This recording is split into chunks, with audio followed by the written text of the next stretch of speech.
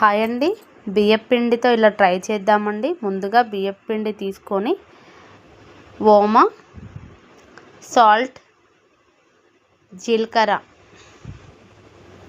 వేసుకొని మొత్తం కలిసేలాగా కలుపుకోవాలి. కలిపిన తర్వాత సరిపడా వాటర్ పోసుకొని ఉండలు లేకుండా మొత్తం కలిసేలాగా కలుపుకోవాలండి. స్పూన్తో కలుపుకుంటే ఉండలు లేకుండా నీట్గా వస్తుందండి. కొంచెం లూజుగా కలుపుకొని పక్కకు పెట్టుకోవాలండి.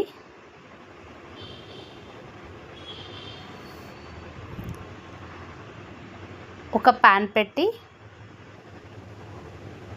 ప్యాన్కి ఆయిల్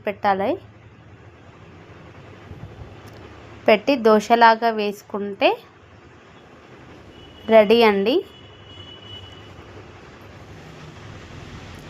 వేసుకున్న తర్వాత ఆయిల్ వేయాలి. వేసి మూత పెట్టి ఒక 2-3 మినిట్స్ తర్వాత తీస్తే రెడీ అండి. ఇలా ఒకసారి ట్రై చేయండి. చాలా టేస్టీగా ఉంటుంది. ఓమ వేయడం వల్ల సూపర్ టేస్టీ ఉంటుందండి. తొందరగా అరుగుతుంది పిల్లలకి. ఏ కర్రీ కానీ పెట్టుకోవచ్చండి. చట్నీ అవసరం లేదండి. చట్నీ ఉంటే చట్నీ, కర్రీస్ ఉంటే కర్రీస్, ఏ కర్రీస్ అయినా యూజ్ అవుతాయండి.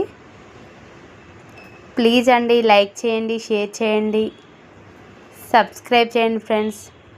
మరి ఇంకొక వీడియోతో మీ ముందు ఉంటాను. బాయ్ మరి.